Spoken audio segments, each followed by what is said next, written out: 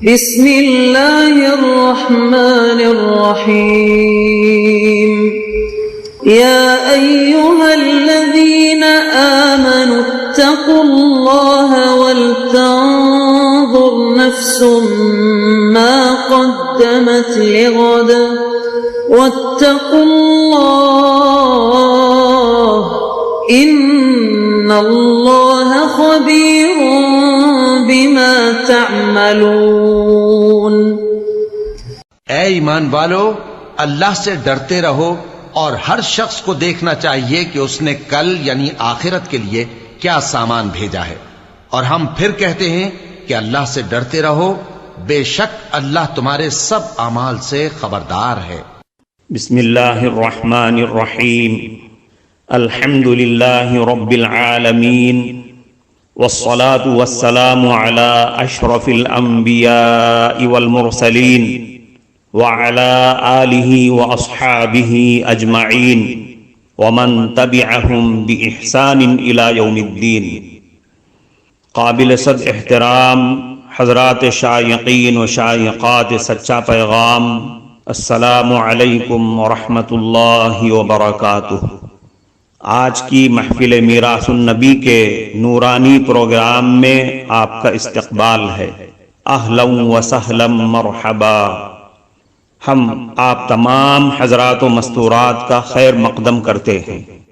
محترم حضرات و خواتین، تعلیم کا آغاز ہو رہا ہے۔ سب سے پہلے آداب تعلیم کا لحاظ کرتے ہوئے تعلیم کی طرف متوجہ ہو جائیں۔ پورے دھیان سے سننا، عمل کی نیت سے سننا اور تبلیغ کی نیت سے سننا، یعنی سنی ہوئی باتیں دوسروں تک پہنچانے کے جذبے سے سننا۔ چند خاص آداب تعلیم ہیں، امید ہے کہ آپ حضرات ان آداب کا ضرور خیال رکھیں گے۔ جزاکم اللہ۔ بسم اللہ الرحمن الرحیم۔ سنتیں اور نوافل۔ شب و روز میں 5 نمازیں تو فرض کی گئی ہیں، اور وہ گویا اسلام کا رکن رکین اور لازمہ ایمان ہے۔ ان کے علاوہ انہی کے آگے پیچھے اور دوسرے اوقات میں بھی کچھ رکعتیں پڑھنے کی ترغیب اور تعلیم رسول اکرم صلی اللہ علیہ وسلم نے دی ہے۔ پھر ان میں سے جن کے لیے آپ صلی اللہ علیہ وسلم نے تاکیدی الفاظ فرمائے یا دوسروں کو ترغیب دینے کے ساتھ جن کا آپ صلی اللہ علیہ وسلم نے عملاً بہت زیادہ اہتمام فرمایا، ان کو عرف عام میں سنت کہا جاتا ہے، اور ان کے ماسوا کو نوافل کہتے ہیں۔ نوافل کے اصل معنی زوائد کے آتے ہیں، یعنی زائد چیز کے آتے ہیں۔ حدیثوں میں فرض نمازوں کے علاوہ باقی سب نمازوں کو نوافل کہا گیا ہے۔ پھر جن سنتوں یا نفلوں کو فرضوں سے پہلے پڑھنے کی تعلیم دی گئی ہے، بظاہر ان کی خاص حکمت اور مصلحت یہ ہے کہ فرض نماز جو اللہ رب العزت کے دربار عالی کی خاص الخاص حضوری ہے، اور اسی وجہ سے وہ اجتماعی طور پر اور مسجد میں ادا کی جاتی ہے۔ اس میں مشغول ہونے سے پہلے، یعنی فرض میں مشغول ہونے سے پہلے انفرادی طور پر 2-4 رکعتیں پڑھ کر دل کو اس دربار سے آشنا اور مانوس کر لیا جائے، اور ملائے اعلیٰ سے ایک قرب اور مناسبت پیدا کر لی جائے۔ اور جن سنتوں یا نفلوں کو فرضوں کے بعد پڑھنے کی تعلیم دی گئی ہے، ان کی حکمت اور مصلحت بظاہر یہ معلوم ہوتی ہے کہ فرض نماز کی ادائیگی میں جو قصور رہ گیا ہو، اس کا کچھ تدارک بعد والی ان سنتوں اور نفلوں سے ہو جائے۔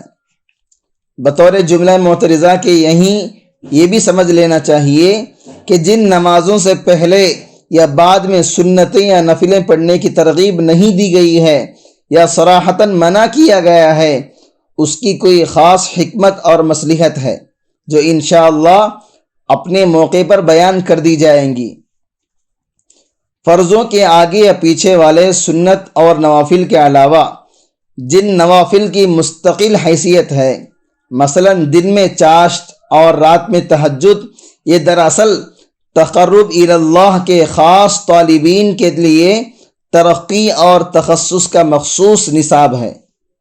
اس مختصر تمہید کے بعد سنن اور نوافل سے متعلق حدیثیں سن لیجیے۔ ام المؤمنین حضرت ام حبیبہ رضی اللہ عنہا سے روایت ہے کہ رسول اکرم صلی اللہ علیہ وسلم نے فرمایا کہ جو شخص دن اور رات میں 12 رکعتیں فرض نمازوں کے علاوہ پڑھے اس کے لیے جنت میں ایک گھر تیار کیا جائے گا۔ ان 12 کی تفصیل یہ ہے: 4 رکعت ظہر سے پہلے، اور 2 رکعت ظہر کے بعد، اور 2 رکعت مغرب کے بعد، اور 2 رکعت عشاء کے بعد، اور 2 رکعت فجر سے پہلے۔ حضرت ام حبیبہ رضی اللہ عنہا کی یہ روایت صحیح مسلم میں بھی ہے، لیکن اس میں رکعات کی تفصیل مذکور نہیں ہے۔ اس حدیث میں ظہر سے پہلے 4 رکعت سنت کا ذکر ہے۔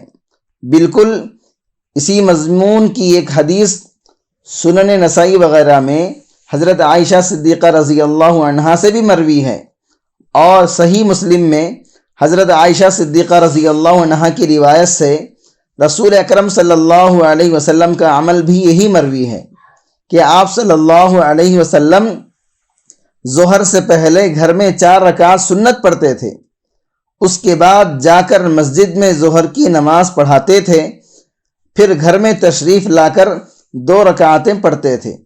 اسی طرح مغرب کی نماز پڑھانے کے بعد گھر میں تشریف لاتے تھے اور 2 رکعتیں پڑھتے تھے، پھر عشاء کی نماز پڑھانے کے بعد بھی گھر میں تشریف لا کر 2 رکعتیں پڑھتے تھے۔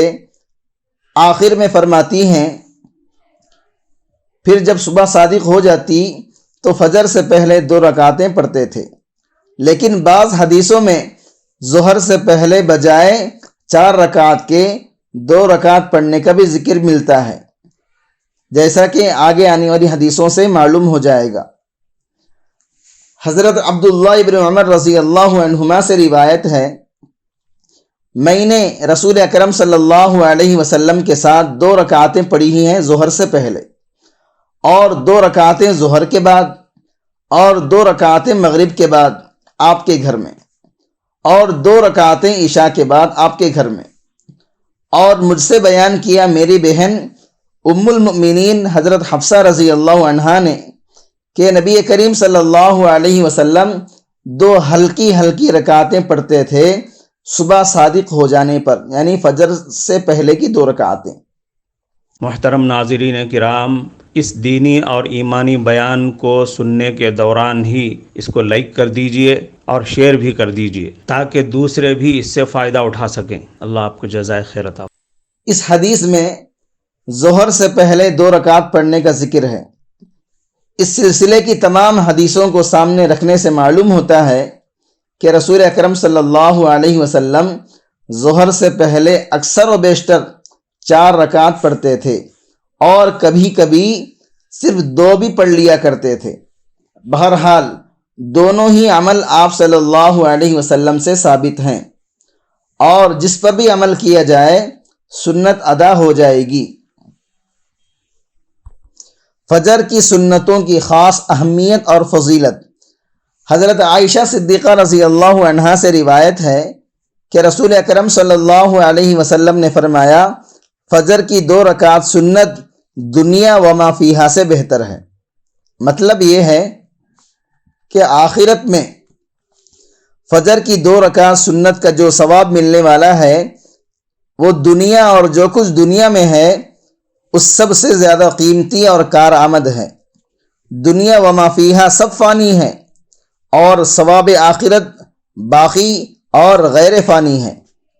اس حقیقت کا پورا انکشاف بلکہ مشاہدہ انشاءاللہ ہم سب کو آخرت میں ہو جائے گا۔ حضرت ابو ہریرہ رضی اللہ عنہ سے روایت ہے کہ رسول اکرم صلی اللہ علیہ وسلم نے فرمایا، فجر کی 2 رکعت سنت نہ چھوڑو، اگرچہ حالت یہ ہو کہ گھوڑے تم کو دوڑا رہے ہوں۔ مطلب یہ ہے کہ اگر تم سفر میں بھی ہو اور گھوڑوں کی پشت پر تیزی سے منزلیں طے کر رہے ہو تب بھی فجر کی سنتیں نہ چھوڑو۔ حضرت عائشہ صدیقہ رضی اللہ عنہا سے روایت ہے کہ رسول اکرم صلی اللہ علیہ وسلم سنتوں اور نفلوں میں سے کسی نماز کا بھی اتنا اہتمام نہیں فرماتے تھے جتنا کہ فجر سے پہلے کی 2 رکعتوں کا فرماتے تھے۔ حضرت ابو ہریرہ رضی اللہ عنہ سے روایت ہے کہ رسول اکرم صلی اللہ علیہ وسلم نے فرمایا، جس نے فجر کی سنتیں نہ پڑھی ہوں اس کو چاہیے کہ وہ سورج نکلنے کے بعد ان کو پڑھ لے۔ نماز فجر کے علاوہ دوسرے اوقات کے سنن اور نوافل کی فضیلت۔ حضرت ابو ایوب انصاری رضی اللہ عنہ سے روایت ہے کہ رسول اکرم صلی اللہ علیہ وسلم نے فرمایا، ظہر سے پہلے کی 4 رکعتیں جن کے درمیان میں سلام نہ پھیرا جائے، یعنی 4 رکعتیں مسلسل پڑھی جائیں، ان کے لیے آسمان کے دروازے کھل جاتے ہیں۔ حضرت عائشہ صدیقہ رضی اللہ عنہا سے روایت ہے کہ رسول اکرم صلی اللہ علیہ وسلم کا معمول تھا کہ ظہر سے پہلے کی 4 رکعتیں جب آپ صلی اللہ علیہ وسلم نے نہیں پڑھی ہوتی تھیں تو آپ صلی اللہ علیہ وسلم ان کو ظہر کی نماز سے فارغ ہونے کے بعد پڑھتے تھے۔ ابن ماجہ کی روایت میں یہ تصریح ہے، یہ وضاحت ہے کہ ایسی صورت میں ظہر سے پہلے والی 4 رکعتیں آپ صلی اللہ علیہ وسلم ظہر کے بعد والی 2 رکعتوں کے بعد پڑھتے تھے۔ حضرت ام حبیبہ رضی اللہ عنہا سے روایت ہے کہ رسول اکرم صلی اللہ علیہ وسلم نے فرمایا، جو کوئی ظہر سے پہلے 4 رکعتیں اور ظہر کے بعد 4 رکعتیں برابر پڑھا کرے، یعنی مسلسل پڑھا کرے، اللہ تعالیٰ اس کو دوزخ کی آگ پر حرام کر دے گا۔ بعض شارحین نے لکھا ہے کہ ظہر کے بعد رسول اکرم صلی اللہ علیہ وسلم سے چونکہ 2 ہی رکعت پڑھنا زیادہ ثابت ہے، جیسا کہ حضرت عائشہ صدیقہ، حضرت عبداللہ ابن عمر اور خود حضرت ام حبیبہ رضی اللہ عنہم کی مذکورہ بالا حدیثوں سے معلوم ہو چکا ہے۔ اس لیے ظہر کے بعد مؤکدہ سنت تو صرف 2 ہی رکعت ہے، لہذا 4 رکعت پڑھنے کی صورت یہ ہوگی ان مؤکدہ 2 رکعت کے علاوہ مزید 2 رکعت نفل پڑھی جائیں۔ ہمارے یہاں ظہر کی 2 سنتوں کے بعد مزید 2 نفل پڑھنے کا کافی رواج ہے، لیکن اکثر عوام ان نفلوں کو بلکہ عام طور سے ہر وقت کے نوافل کو بیٹھ کے پڑھتے ہیں اور سمجھتے ہیں کہ نوافل بیٹھ کے ہی پڑھنے چاہیے، حالانکہ یہ سراسر غلط ہے۔ رسول اکرم صلی اللہ علیہ وسلم کی صریح حدیث ہے، بیٹھ کے نماز پڑھنے کا ثواب کھڑے ہو کے پڑھنے کے مقابلے میں آدھا ملے گا، لہذا ہر نماز کو حتی الامکان کھڑے ہو کر پڑھنے کی کوشش کریں۔ حضرت عبداللہ ابن عمر رضی اللہ عنہما سے روایت ہے کہ رسول اکرم صلی اللہ علیہ وسلم نے فرمایا، اللہ کی رحمت اس بندے پر جو پڑھے عصر سے پہلے 4 رکعتیں۔ عصر سے پہلے 4 رکعت نفل کے بارے میں آپ صلی اللہ علیہ وسلم کا یہ ترغیبی ارشاد ہے، اور اسی کے مطابق آپ صلی اللہ علیہ وسلم کا عمل بھی روایت کیا گیا ہے، اور کبھی کبھی عصر سے پہلے 2 رکعت پڑھنا بھی آپ صلی اللہ علیہ وسلم سے ثابت ہے۔